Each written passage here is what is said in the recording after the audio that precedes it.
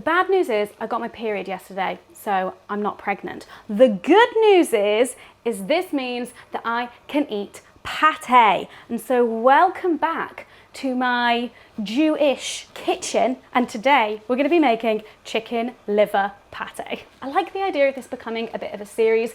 We had challah first of all, and now we're on to another very Jewish food, something that I love, something that I have grown up with, but have never made myself. My mum makes an excellent chicken liver pate. And when I was pregnant with my son Rowan, I didn't care that I couldn't drink, whatever, alcohol, give or take. Pate. And when I gave birth, I requested that my mum made me some chicken liver pate, and she brought it down to London for me. And that was like one of the first meals that I ate when I came home after giving birth. So I love it. And my mum sent me the recipe that she uses, which comes from this big ass traditional Jewish cookbook. We've got eggs boiling, by the way. We're getting started. And me and my mum are very different cooks. So she sends me the recipe, and it's actually 2 recipes, and she kind of just casually says, oh, I just kind of do a mix of the 2. And then me, the like very strict recipe follower, my mum's a much more intuitive cook, I start to panic. But I managed to get out of her as close to a recipe as I could possibly get, and I have written it down for myself so I don't freak out. So step 1, we're boiling 2 eggs. This chicken liver pate, by the way, is not going to be kosher at all, because obviously I've got my meat, my chicken livers, but I will be using butter. I've never been kosher in my life, and butter just makes everything taste better. So we're mixing meat and milk, guys. Like I said, Jewish.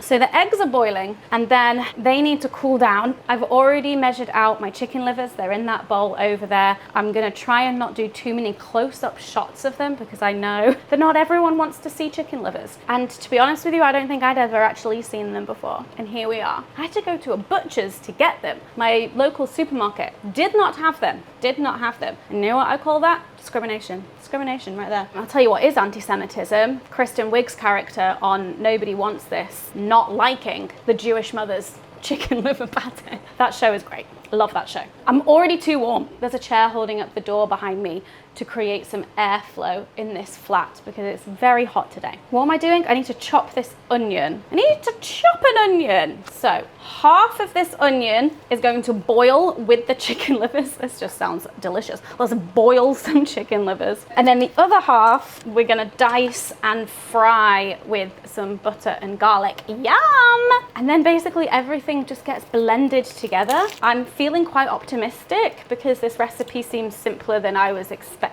So we'll see. There's our half an onion that's going to get boiled with the chicken livers, and we'll pop some garlic cloves in there too. How do we feel about this angle in the kitchen? We've never done this before. Hi, welcome. Bit of a bruise on this onion. Bye. There we go. Right, so in our last episode of Jewish Kitchen, are we calling it that? I talked about Palestine and how being Jewish does not automatically make someone a supporter of Israel and their abominable actions, and also conflating Jewishness with Israel is anti-Semitic and incorrect, and condemning Israel's actions in Gaza is not, in fact, anti-Semitic. There are plenty of Jews out there who do not support Israel, and that was what we talked about in that video. In this video, I want to talk about Jewish identity, my Jewish identity, in terms of it not being a religious identity and how that can be confusing for people. Right, garlic. Gonna have 2 on for the boil, and we'll do just like 1 big one for the fry. There's our beep for the eggs. Right, let's cool these bad boys down.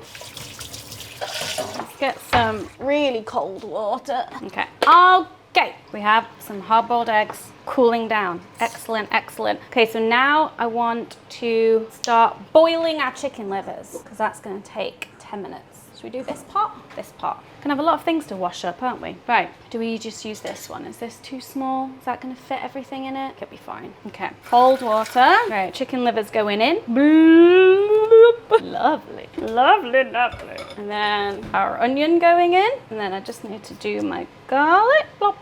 Right, and then we just bring that to the boil. Off you go to the back. Right, now we wait for that to boil and then we do our frying. Okay, let's chop some garlic. Okay, so I was born and raised a secular atheist Jew. And to me, in my head, it makes perfect sense that being Jewish is not automatically about being religious. But I've found in my life that it can be confusing for people to separate the two. They just don't get it. Because I will do the Jewish holidays, which to some people are very religious. But to me, it's not at all. To me, it's my culture and my heritage and, you know, my ancestors and my parents, my grandparents and my great-great-grandparents and my great-grandma, who I knew. She died when I was in my mid-20s, when she was 104 years old. And she was from Germany, as was her husband, who I never met. He died before I was born. I did a whole documentary, actually, about my great-grandma that's on this YouTube channel. But for some of my family members, they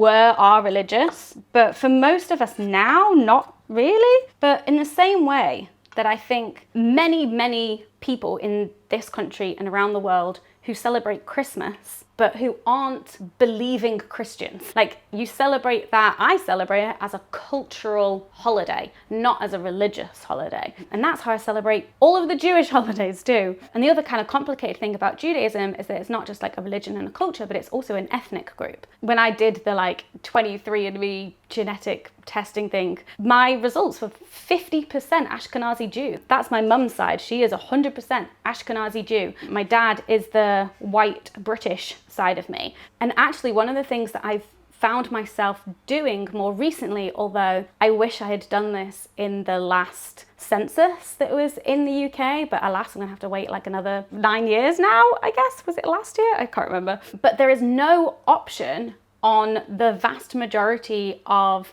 like demographic forms in the UK to select Jewish as a ethnic group rather than just as a religion. I've always in the past, when asked like, oh, what's your religion? I've always put Jewish because that's like the only box where you can like put that information. But it's always just felt wrong to me because I'm like, that's not actually my religion. I'm not religiously Jewish. I don't believe in God. I don't like believe in what the Torah says or like the miracles and whatnot that happened, and like, you know, love telling the story of the 10 plagues. Do I believe it happened and that God sent like the 10 plagues down? No. I really hope that it didn't happen because it's pretty brutal, that Old Testament God man. So what I've started doing, and I know that a lot of other Jewish people have started doing, is not putting Jewish as a religion in like the what religion are you box, but instead when declaring what your ethnicity is, doing, well, depending on, you know, your heritage and, you know, both of your parents and whatnot. But for me, rather than just selecting white British, I'll select white British like plus other, and then like have to type in Jewish as well. And that's something that I've been doing more recently, and it feels good because I just never felt like anything else on the forms like fully represented me and who I am. It always just felt wrong to put it as religion and then just be like, yeah, I'm white British and then I'm religiously Jewish. Like that's not quite correct. It may be correct for some people, but not for me. My Jewishness is solely about chicken liver pate. No, but it is very much about food and family and presents and songs that I don't know what they mean. That's the other very handy thing about not knowing Hebrew, is that I can sing and do all of the prayers and the songs and not feel icky about being like, bless God for blah, blah, blah, blah, blah, because prayers make me feel icky. But if I'm saying it in a foreign language and I don't understand what is being said, then that is better for the whole cognitive dissonance. This is taking a while. Let's do this. Let's heat up this pan. Beep, beep, beep, beep, beep, beep. Bit of butter.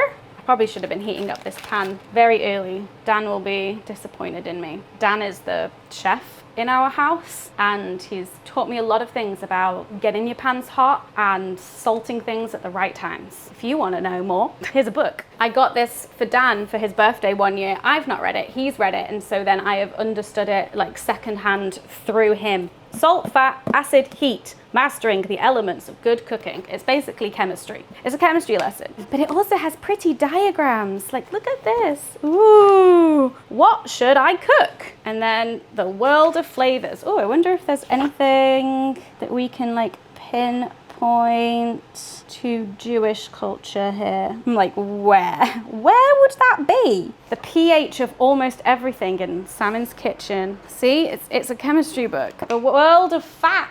Different fats used in different parts of the world. Very cool, very cool. Anyway, here we go. This is one of my favorite bits. She said, I've not read it, I've just looked at the pictures. The salting calendar, a friendly reminder of when to salt your food. And then the first column is 3 years in advance. But that's for things like prosciutto, jerky, and rations for the apocalypse. In the apocalypse, you want like well-seasoned food. 3 weeks in advance, corned beef. That sounds Jewish to me. Salted cod, 5 to 7 days in advance. A whole steer. Is a steer? What is a steer? Like a deer?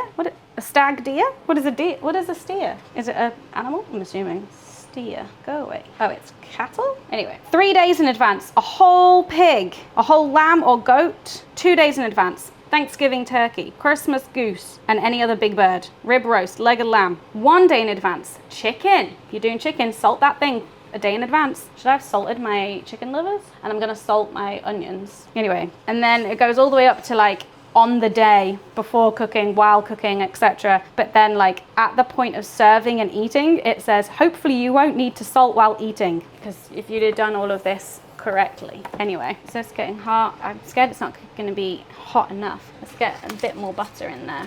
Get it hot. We want our onions to sizzle. That's almost boiling, so this is good. So then everything will just be in for 10 minutes. We'll make sure our onions are nice and soft. I don't think it's hot yet. Hot enough. Beep, beep, beep, beep, boop, beep, boop, beep, boop. Right, I'm gonna test it. No. Okay. Is it gonna sizzle? Let's find out. Ooh, a small sizzle. A very small sizzle. Not my best work. So if anyone is interested in how the trying to be more veggie is going, now that we're like over halfway through this year, and I did that video in January, not well. It started out like hard, and then I had a really good couple of months, and then nope.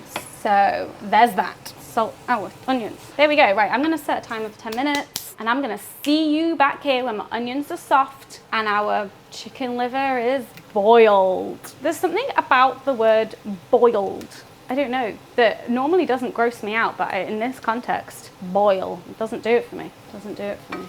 All right, these are almost done, but I want to show you what the chicken liver pot looks like. Hello, frothy mess. And there's our beautiful onions. Right, I feel like these eggs should be cold, so let's stick them in the fridge for a minute. I don't know how cold the eggs are supposed to be, because I mean everything else is going to be hot, so I don't think we need any more butter. Look how tidy everything is. Right, you. Okay, I don't know which one of these, like this one looks sharper. We'll see. Ugh, not on the hot thing. Right, I just hope this thing is big enough, because we only have a little kitchen. There's only room for so much stuff. Oh wow, that chicken liver be frothing. Calm down, oh god, the water's gonna start going over. Go down, no. Crazy. Right, I haven't thought about how I'm going to, do I use a colander? I guess I use a colander, don't I? But then I assume we're discarding the onion and the garlic from there, because we've got our onion and garlic that's been fried in butter. Watch, oh, beeps. Yeah, these look good. These look nice and soft. And then this is gonna be a bit tricky. I really should have used the bigger pan. 1, 2, 3, up, and oh god. Ugh. Oh god. I mean, I can understand why people find chicken liver gross. I kind of think I preferred it before when it was like bright red and uncooked, because now it's just like boiled. Grey and boiled and sad. Right, that's gonna be hot. I'm gonna get some tongs, or as my 3-year-old likes to call them, grabby grabs. Boop, boop.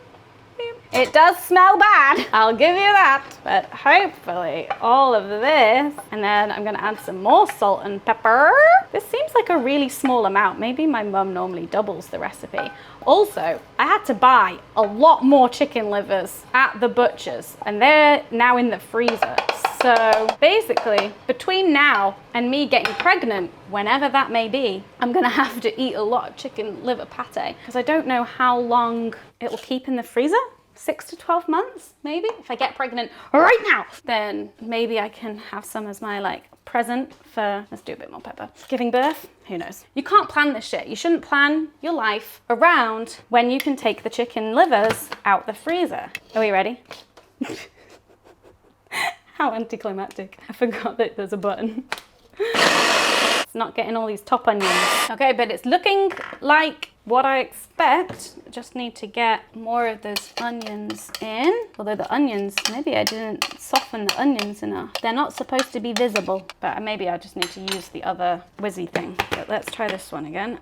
Oh wait, egg! I'm missing egg! How many eggs? Right, so one whole one needs to go in and then the other one just the white. And that's because obviously you then kind of sprinkle the second yolk over the top because, you know, I think this book is maybe from the 1970s and like sprinkled egg yolk on the top of some canapes to me feels very 1970s. Rinse that in case there's any little shells. All right, and then this one, we want to save the yolk. Can't believe I almost forgot the egg because I put them in the fridge. Let's get the yolk. Come on, yolky yolk. Come on, yolky yolk. There she is. All right, leave you there. Boop, boop, boop. Okay, let's see if this changes the consistency much.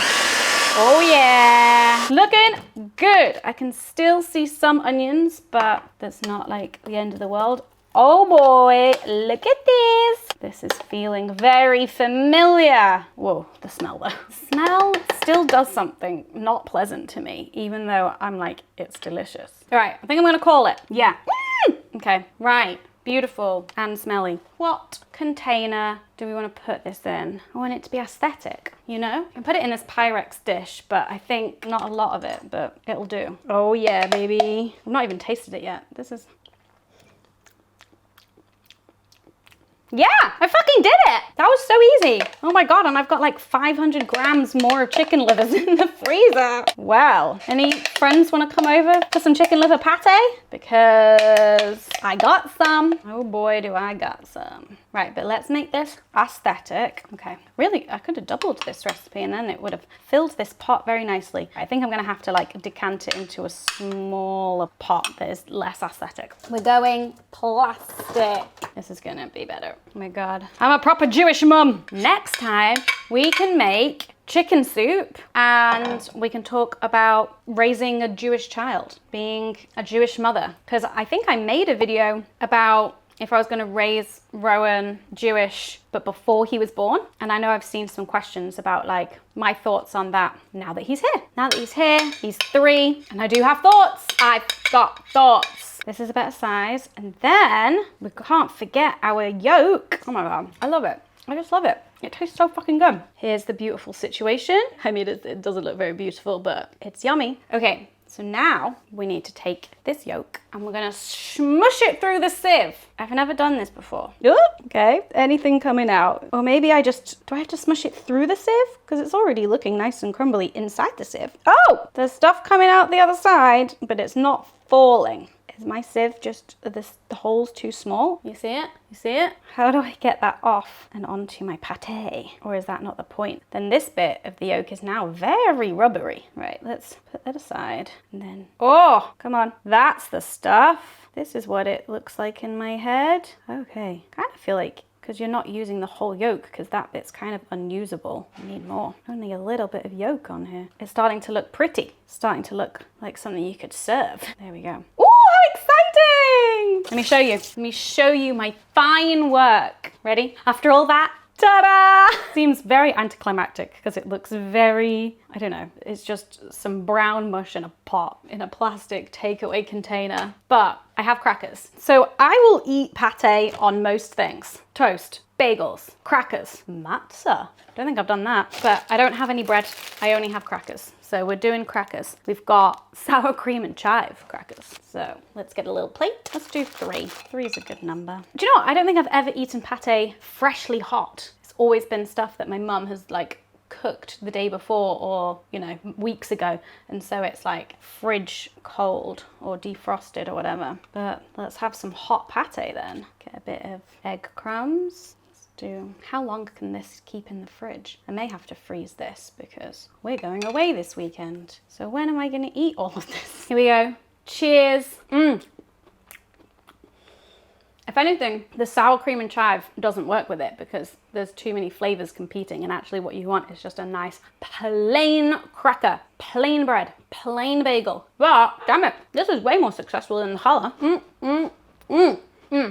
Another little thing that I thought about in terms of Jewish identity is that even though like genetically 50% Jewish, according to Jewish rules and tradition, Judaism is passed down through the mother's line. It's matrilineal. And so that makes me, in the eyes of the religion, 100% Jewish, like fully Jewish. I don't really understand this. I like, whatever, weird. And that makes my son also 100% Jewish, religiously or culturally, I don't actually know. But like ethnically, genetically, he's a quarter Ashkenazi Jew. And we can chat about this in the next episode where we make chicken soup. But that's something that I have kind of like sad feelings about, is this like dilution of the Jewishness in my family, because my mum didn't marry a Jewish person, I didn't marry a Jewish person, I was like, you know, never expected to or anything like that. And obviously I'm not going to be like, Rowan, you must marry and have children with a Jewish person so we don't dilate the Jewishness in our family. Absolutely not. That's definitely not a route I want to be going down. And so there's this feeling of like sadness as the Jewishness in my family gets diluted. And actually it's not just like in terms of biologically, but also culturally, it is also getting watered down, because the further we go down in the generations, like the less we know. Like I'm less Jewish than my mum because she was raised more Jewish than me. She like can read Hebrew better than me. And then like you go further up and, you know, there's just like a lot more knowledge about Jewish traditions and Jewishness and Jewish holidays and celebrations. The bloodline stuff can get really icky and I care less about that. And we can talk more about this in another video, but like the watered down nature of the like culture and the traditions, and yeah, wanting to pass those on but not being as familiar with them as my parents and my grandparents are. Anyway, chicken liver pate, success. I would love to hear your thoughts about religious identity, cultural identity, heritage, all of that kind of stuff. The census. I know people got opinions about the census. And if you do want to see more of these where I try and cook like traditionally Jewish food and talk about being an atheist secular Jew, let me know some topics that you'd like me to chat about. All right, thank you for watching. I'm gonna finish eating this cracker and tidy up my kitchen. Bye bye.